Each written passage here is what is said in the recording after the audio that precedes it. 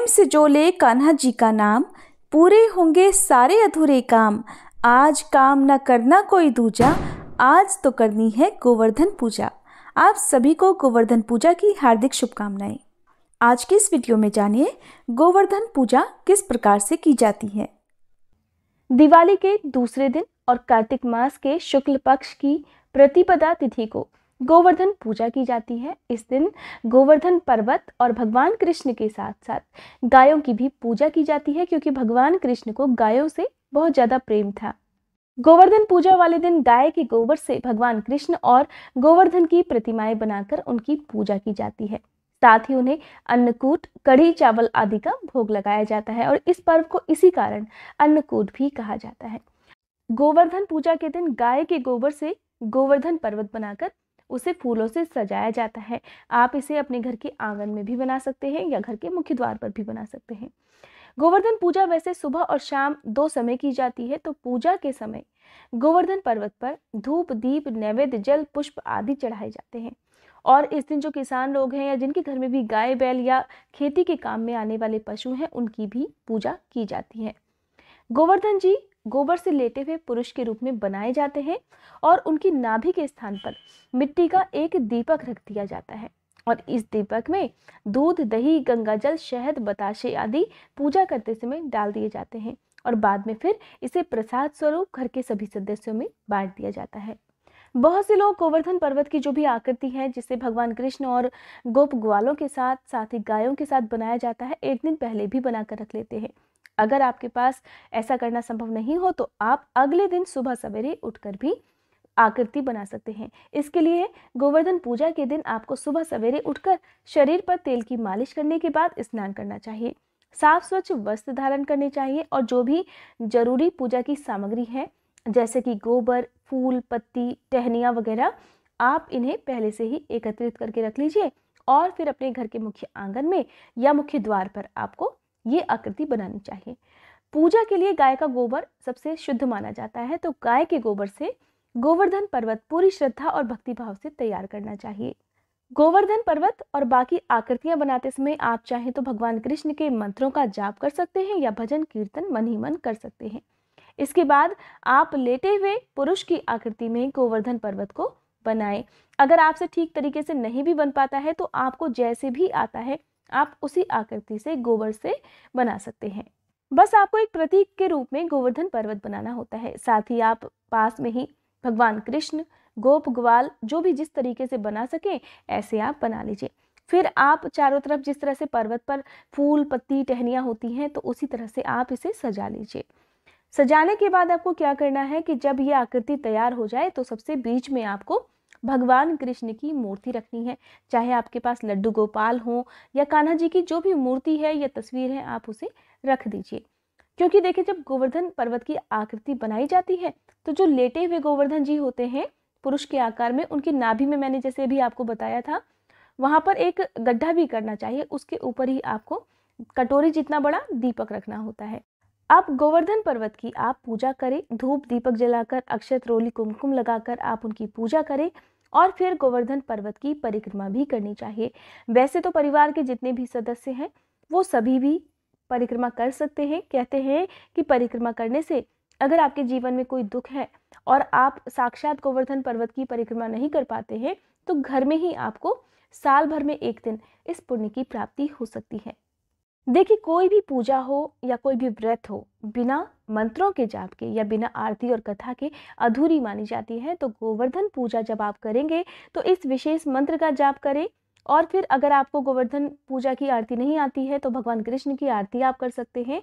साथ ही आज के दिन पूजा करने के बाद वहीं पर बैठकर आपको कथा भी सुननी चाहिए। अगर आप गोवर्धन पूजा की कथा सुनना चाहते हैं तो इसकी वीडियो भी आपको मेरे चैनल पर मिल जाएगी। परिक्रमा करते समय या फिर पूजा करते समय आप इस विशेष मंत्र का यथासंभव जाप कर सकते हैं। मंत्र है गोवर्धन धराधार गोकुल त्राण कारक, विष्णु बाहु कृतोच्छाय, गवा कोटि प्रभो भवा। बहुत से लोग गोवर्धन की आकृति बनाकर उसे बहुत सुंदर तरीके से सजाते भी हैं। अगर आप भी ऐसा करना चाहते हैं तो इसके सूखने का इंतजार करें। सुबह के समय आप गोवर्धन पर्वत की जो भी आकृतियां हैं आप वो बना लीजिए और फिर उनकी विधिवत तरह से सजावट कर सकते हैं। आज के दिन बहुत सारी जगह पर पर्वत में, जो पर्वत आप बनाएंगे या आकृति बनाएंगे, उसमें अपामार्ग यानी कि जो पत्तियां होती हैं अपामार्ग की, वो रखना अनिवार्य माना जाता है। तो अगर आपके यहाँ भी ऐसी परंपरा है तो आप इस परंपरा का पालन कर सकते हैं। और अगर नहीं मिल सकती पत्तियां तो कोई बात नहीं, बस आप सच्चे मन से पूजा कर लें। पूजा करने के बाद गोवर्धन पर्वत की जो आपने आकृति बनाई है उसकी 7 बार परिक्रमा करनी होती है। हर बार आप परिक्रमा करते समय जयकारे बोले, या कान्हा जी की जयकारा बोलते रहें, या फिर गोवर्धन पर्वत की जयकारा लगाते रहें। परिक्रमा करते समय देखिए क्या होता है कि एक व्यक्ति, चाहे वो घर का मुखिया हो या कोई भी व्यक्ति हो, वो अपने हाथ में जल का एक लोटा रख ले और एक खील का बर्तन, जो कि आप दिवाली पर भी चढ़ाते हैं या कुछ लोग जौ भी रखते हैं। तो आप जितनी बार परिक्रमा करेंगे थोड़ा थोड़ा जो जल है वो लोटे से आप धीरे धीरे गिराते रहें। और इस प्रकार आप जौ बोते हुए पहले आप एक लोटे से जल गिराते रहें और साथ ही दूसरे हाथ से जौ बोते रहें। इस तरह पूजा करने के बाद घर में अगर आपके पशु हैं, जैसे गाय बैल आदि हैं, तो आप उनकी भी पूजा करें, उन्हें स्नान कराएं, उन्हें तिलक करें, उनकी आरती उतारें और फिर उन्हें भोग में आप हरा चारा या फिर गुड़ रोटी ये सब चीज़ें खिला सकते हैं। आज के दिन बहुत सी जगह पर विश्वकर्मा भगवान की भी पूजा की जाती है। साथ ही देखिए अन्नकूट का पर्व भी इसे कहा जाता है। तो अन्नकूट यानी कि अन्न के मिश्रण से खिचड़ी तैयार की जाती है, एक भोग लगाया जाता है जो कि भगवान विष्णु को बहुत प्रिय था। कहा जाता है कि 56 भोग भी आज के दिन भगवान कृष्ण को लगाने चाहिए। अगर आपकी सामर्थ्य है तो आप भी लगा सकते हैं, नहीं तो आप केवल माखन मिश्री का भोग भी कान्हा जी को लगा सकते हैं। देखिए बहुत से लोगों के लिए गोवर्धन पर्वत की आकृति बनाना संभव नहीं हो पाता है, या फिर आपके घर में ऐसी मान्यता नहीं होगी। तो एक काम हम सबको गोवर्धन पूजा के दिन करना चाहिए। वो काम है कि मानसिक रूप से हमें आज के दिन गोवर्धन पर्वत की पूजा करनी चाहिए और साथ ही भगवान कृष्ण की, और जितने भी पशुधन हैं जैसे कि गाय बैल हैं जो कि खेती के काम में आते हैं, उनकी भी पूजा करनी चाहिए। और इस प्रकार हमें सभी किसानों का भी धन्यवाद करना चाहिए कि वो अपने घर में इन पशुओं को पालते हैं और अन्न उगाते हैं, जो कि हम सभी के लिए जीवन है। और क्योंकि गोवर्धन पर्वत पर खास तरह की जड़ी बूटियां भी पाई जाती हैं जो कि हमें नया जीवन प्रदान करती हैं, इसलिए आप सभी को और हमें भी मिलकर गोवर्धन पूजा के दिन सभी का धन्यवाद करना चाहिए, भगवान कृष्ण का, गोवर्धन पर्वत का, सभी किसानों का और सभी खेती में काम आने वाले पशुओं का भी। अगर गोवर्धन पूजा के दिन आप भी भगवान कृष्ण का और सभी गोपवासियों के साथ साथ गाय बछड़े बैलों का और गोवर्धन पर्वत का आभार व्यक्त करना चाहते हैं, और किसी वजह से आप घर पर गोवर्धन की पूजा नहीं कर पाते हैं, तो आप एक काम कर सकते हैं कि आसपास किसी गौशाला में या आसपास कोई भी गांव हो तो वहां जाकर आप गायों को या बैलों को हरा चारा खिला सकते हैं, या फिर आप जो भी किसान हैं उनकी सेवा कर सकते हैं। उनकी सेवा करने के लिए आप अपनी सामर्थ्य के अनुसार उन्हें जो भी दान दक्षिणा है वो दे दें, ताकि वो अपने पशुओं को इससे आपकी तरफ से हरा चारा वगैरह खिला सकते हैं। और इस प्रकार करने से आपको भी भगवान कृष्ण का आशीर्वाद प्राप्त होगा। गोवर्धन पूजा क्यों मनाई जाती है, कब से इसकी परंपरा प्रारंभ हुई, इस बारे में पुराणों में एक कथा प्रचलित है। और इस कथा के अनुसार एक बार की बात है, भगवान कृष्ण अपने मित्र ग्वालों के साथ पशु चराते हुए गोवर्धन पर्वत पर जा पहुंचे। वहां जाकर उन्होंने देखा कि बहुत से व्यक्ति एक उत्सव मना रहे थे। अब कान्हा ने इसका कारण जानना चाहा, तो वहां पर उपस्थित गोपियों ने उनसे कहा कि आज यहाँ पर मेघ और देवों के स्वामी इंद्र देवता की पूजा की जाएगी, और फिर जिससे इंद्रदेव प्रसन्न होकर खूब अच्छी वर्षा करेंगे, और जब वर्षा होगी तो खेतों में ढेर सारा अनाज उत्पन्न होगा और ब्रजवासियों का भरण पोषण भी ठीक तरह से हो सकेगा।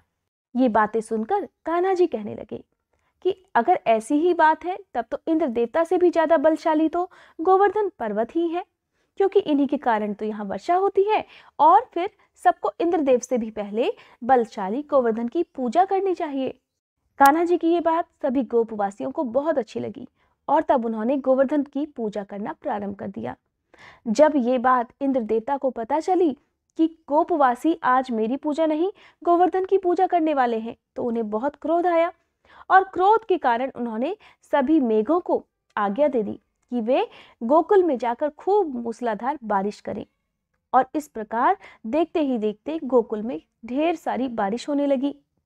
चारों तरफ जल ही जल था। ये सब देखकर सभी गोपवासी डर के मारे भगवान कृष्ण के पास पहुंच गए और अपनी परेशानी उन्हें बताई। कारण जानकर कान्हा ने सभी गोपवासियों को गोवर्धन पर्वत की शरण में चलने के लिए कहा। अब सभी गोपियां, सभी गोप ग्वाले अपने अपने पशुओं समेत गोवर्धन की तराई में आ गए। उसके बाद कृष्ण ने देखते ही देखते गोवर्धन पर्वत को अपनी तर्जनी उंगली पर छतरी की तरह से तान दिया। इंद्रदेव ने क्रोध के मारे 7 दिन 7 रात लगातार वर्षा करी, किंतु कृष्ण के सुदर्शन चक्र के प्रभाव से ब्रजवासियों पर जल की एक बूंद भी नहीं पड़ पाई। और यह अद्भुत चमत्कार देखकर इंद्रदेव खुद ही हैरान हो गए। तब ब्रह्मा जी ने उन्हें बताया कि कृष्ण भगवान विष्णु के ही अवतार हैं। और जब सच उन्हें पता चला, तब इंद्रदेव भगवान कृष्ण से खुद क्षमा याचना करने लगे। और तब भगवान कृष्ण ने इंद्र देवता के अहंकार को चूर चूर कर दिया था, इसलिए उन्होंने इंद्रदेव को क्षमा कर दिया और फिर 7वें दिन गोवर्धन पर्वत को जमीन पर रख दिया और सभी ब्रजवासियों से कहा कि अब वे हर वर्ष गोवर्धन पूजा कर अन्नकूट का पर्व मनाया करेंगे। मान्यता है कि तभी से गोवर्धन पूजा करने की परंपरा चली आ रही है। आज के दिन बहुत से लोग साक्षात गोवर्धन पर्वत के दर्शन करके आते हैं और हमारे देश में, पूरी दुनिया में ये पर्व तो धूमधाम से मनाया ही जाता है, लेकिन ब्रज में, गोकुल में इस पर्व की धूमधाम देखते ही बनती है। उम्मीद है आज की ये वीडियो आपको पसंद आई होगी। जानकारी अगर अच्छी लगी हो तो वीडियो को लाइक जरूर कीजिएगा।